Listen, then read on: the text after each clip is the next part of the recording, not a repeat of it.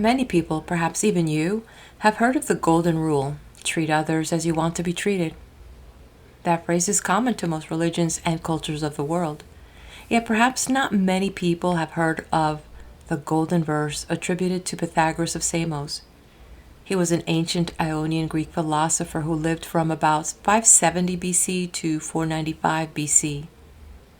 He was known to be the founder of Pythagoreanism, a belief system that revolved around the idea that reality is fundamentally mathematical and can be understood through numbers and harmonious ratios. They believed in the immortality of the soul, in reincarnation, and the importance of spiritual purification through practices like vegetarianism, silence, and the study of mathematics and music. Scholars say that Pythagoras traveled to Egypt, where he learned mathematics and ancient religious mysteries of the Egyptians. The difficulty for posterity, I would say, is that in attempting to keep things a mystery, Pythagoras did not leave any writings, and histories of his life were written much later by his followers.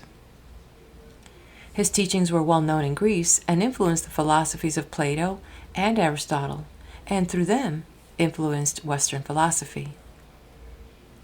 Almost anyone that has taken geometry is familiar with the Pythagorean theorem, which states that in a right triangle, the square of the hypotenuse is equal to the sum of the squares of the other two sides, often expressed as a squared plus b squared equals c squared, a cornerstone of geometry. And the term philosophy, which is the combination of two words, philo, meaning to love, and sophia, meaning wisdom or learning, is traditionally attributed to Pythagoras.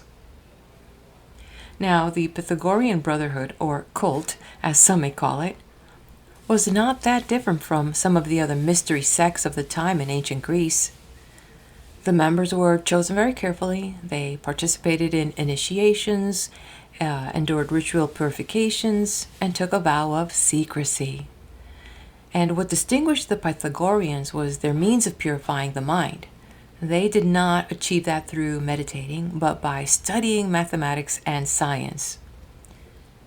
Additionally, Pythagoras is considered by many mystics and others as the father of numerology. He believed in the mystical and spiritual significance of numbers. Some of the things they believed about numbers seem odd to us now, such as believing that numbers were the first principle, the fundamental building blocks of existence, and the basis for all harmony and order. And while we don't have to join some Pythagorean cult to understand and appreciate how math plays a significant role in understanding various aspects of nature. I mean, it's a language, and we need language to help us understand the world around us. And so we could see that from the arrangement of seeds in a sunflower to the shape of a seashell, and concepts like the fractal geometric patterns that repeat themselves in different scales. And we see that in coastlines and the branches of trees and even in our blood vessels. Yet, the teachings of Pythagoras laid the groundwork for numerological systems that assign numerical values to letters, names, and other elements, which is the basis of modern numerology. While the Egyptians are credited for creating the first cipher numeral system, the Greeks followed by mapping their counting numbers into Ionian and Doric alphabets. Pythagoras was likely influenced by Egyptian knowledge and practices, and as earlier stated, ancient accounts and scholars suggest that he studied in Egypt, potentially learning about geometry, the religious mysteries, and other aspects of the Egyptian cultures that influenced his later philosophical and religious teachings, including those mystery schools. Hello, I am Daisy, your hostess, and in this video, we're going to explore through Pythagoras' golden verse, which I will share with you in a minute, as it sets the tenets for the doctrine of the whole sacred body of the Pythagoreans. It is said that the sage Iamblichus included it in his curriculum for initiating students into the mysteries of the Neoplatonic Theurgy, which focused on the ritualistic restoration of cosmic order by engaging with divine symbols and energies. Through these, they believed they could access and interact with the Transcendent One. Which made me think about the Key of Solomon. I don't know if you've heard of it, but hopefully I'll share that with you soon. The Key of Solomon is not based on mathematics in any traditional sense, while the grimoire attributed to King Solomon uses sigils and incantations and rituals to summon and control spirits. And it made me wonder if in that sense the mathematics and geometrical shapes of Pythagoras were used in that way. Does anyone have any light that they can shed on that? I know. We may never know. It's part of the secrecy, right? I believe that as we look at the human experience and the checkered past from various civilizations and cultures, we can see how through time, from one generation to the next, we tend to hold on to the best of us, and slowly we discard things that no longer serve the purpose of the human race, whose apparent intention, I believe, is towards an evolution that would ultimately represent the highest and best of us. And so, the Golden Verse merits its inclusion and joins the Western canon of esoteric and occult literature, alongside such important works as Plato's Timaeus, which I happen to have here on the channel, make sure to check it out, and other works such as the Chaldean Oracles and the Corpus Hermeticum. With this introduction now behind me, I hope that you can find in these timeless verse the guidance to a virtuous life, to balancing your soul, to achieving spiritual harmony. That was the intention of these words, I believe, as Pythagoras was laying it down, making these a timeless source of wisdom. And now I turn the page. The Golden Verses of Pythagoras, translated from the Greek by N. Rowe, Esquire.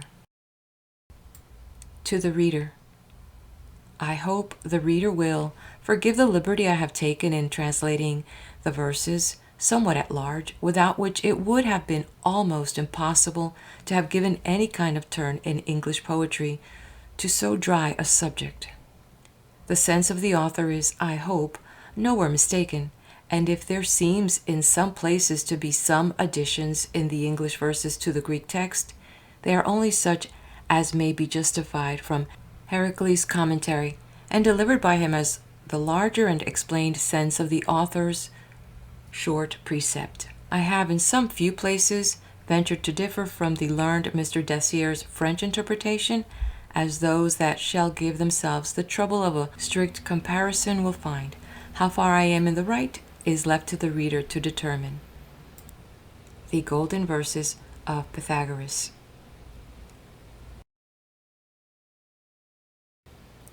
First to the gods thy humble homage pay. The greatest this, and first of laws obey. Perform thy vows, observe thy plight troth, and let religion bind thee to thy oath. The heroes next demand thy just regard, renowned on earth, and the stars preferred. To light and endless life, their virtues sure reward.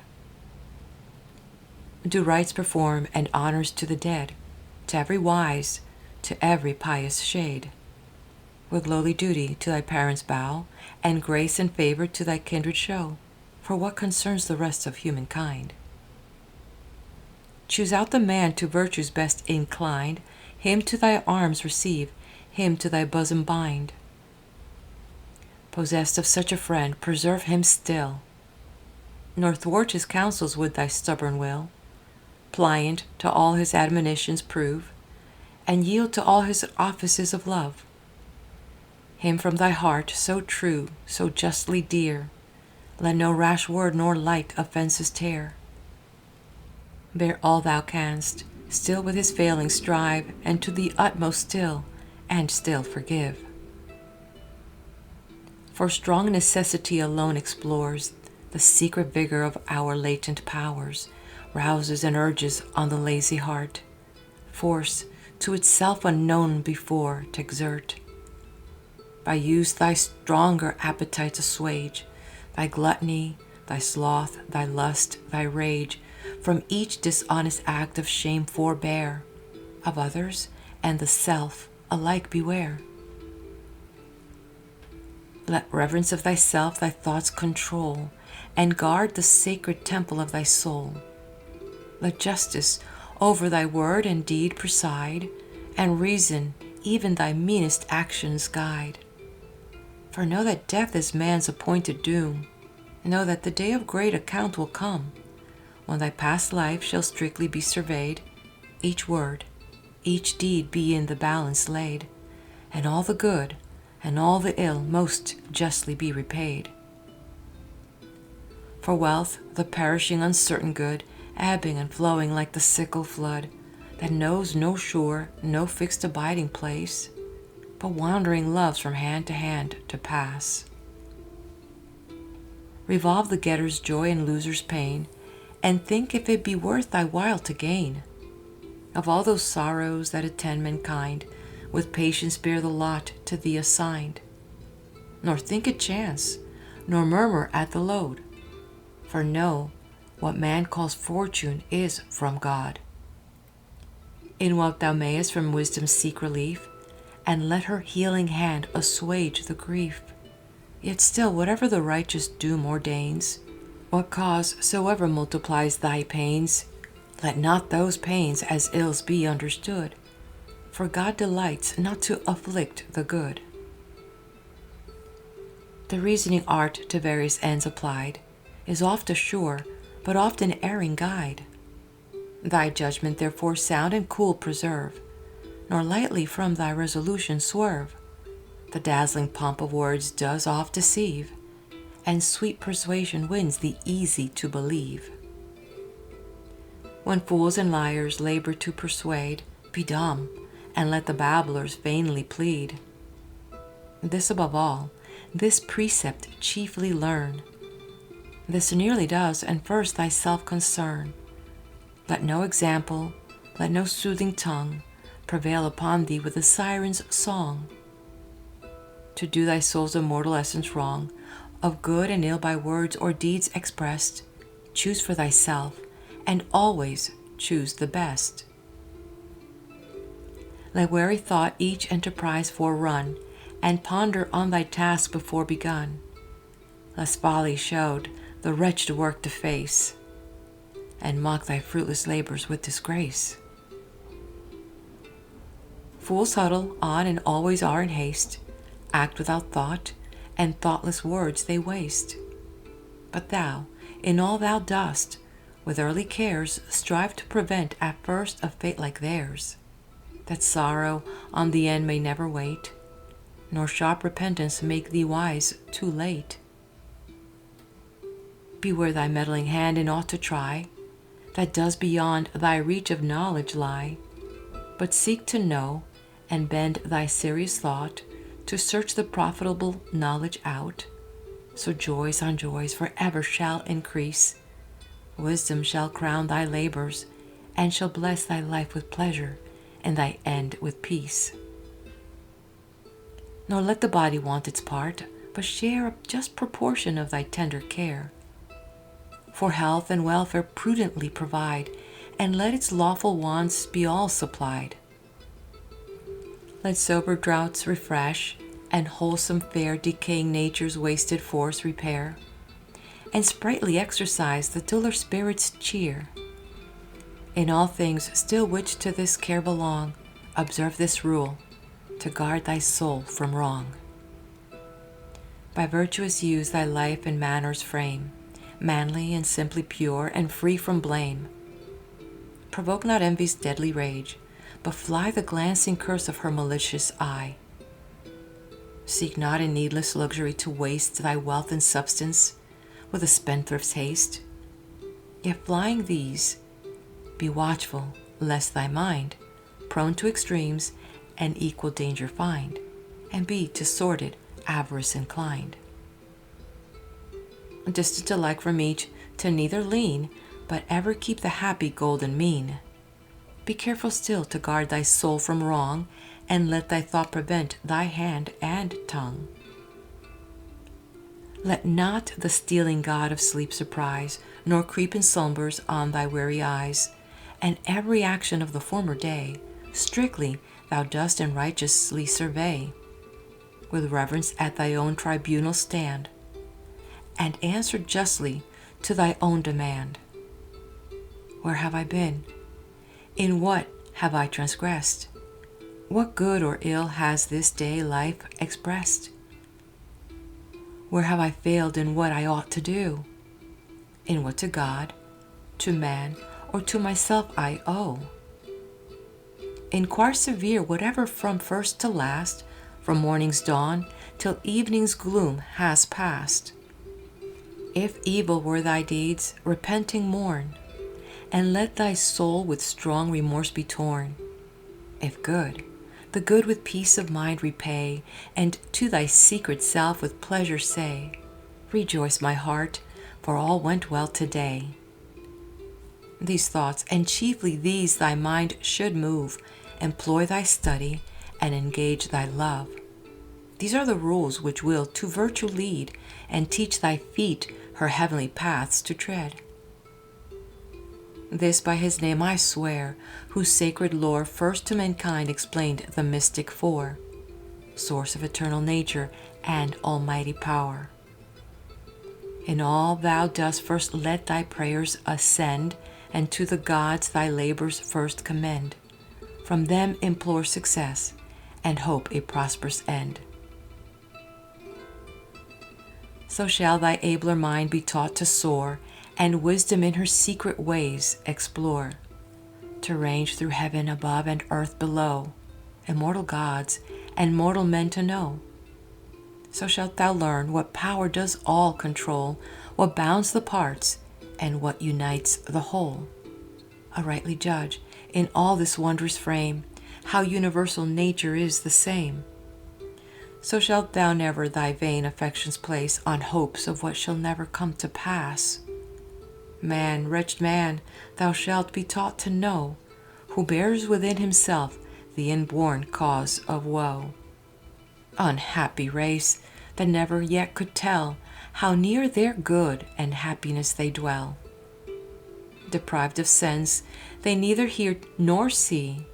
Fettered in vice, they seek not to be free, but stupid to their own sad fate agree. Like ponderous rolling stones oppressed with ill, the weight that loads 'em makes 'em roll on still. Bereft of choice and freedom of the will, for native strife in every bosom reigns, and secretly an impious war maintains. Provoke not this, but let the combat cease, and every yielding passion sue for peace. Wouldst thou, great Jove, thou father of mankind, reveal the demon for that task assigned, the wretched race an end of woes would find. And yet be bold, O man, divine thou art, and of the gods' celestial essence part. Nor sacred nature is from thee concealed, but to thy race her mystic rules revealed. These, if to know thou happily attain, soon shalt thou perfect be in all that I ordain. Thy wounded soul to health thou shalt restore, and free from every pain she felt before. Abstain, I warn, from meats unclean and foul, so keep thy body pure, so free thy soul. So rightly judge, thy reason so maintain, reason which heaven did for thy guide ordain. Let the best reason ever hold the rein. Then if this mortal body thou forsake, and thy glad flight to the pure aether take, among the gods exalted shalt thou shine, immortal, incorruptible, divine. Thy tyrant death securely shalt thou brave, and scorn the dark dominion of the grave.